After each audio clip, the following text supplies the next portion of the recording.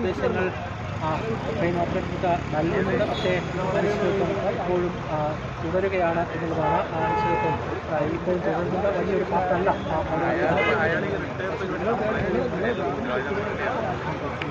Okay.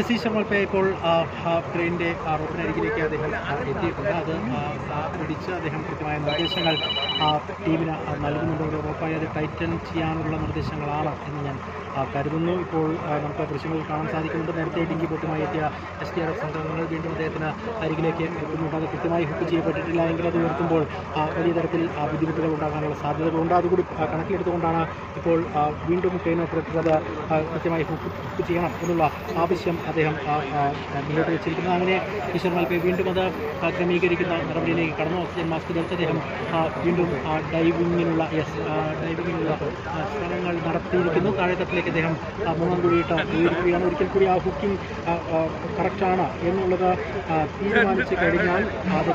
തീരുമാനിച്ചു കഴിഞ്ഞാൽ പിന്നീട് ആ ട്രെയിൻ ഉയർത്തുക എന്നുള്ള ലക്ഷ്യം മാത്രമാണ് മുൻപിലുള്ളത്. അത് ഉയർത്തി മുകൾത്തട്ടിലേക്ക് എത്തിക്കുക. അത് അതിൻ്റെ വാഹനമായി ഏതെങ്കിലും തരത്തിൽ ബന്ധമുണ്ടോ അല്ലെങ്കിൽ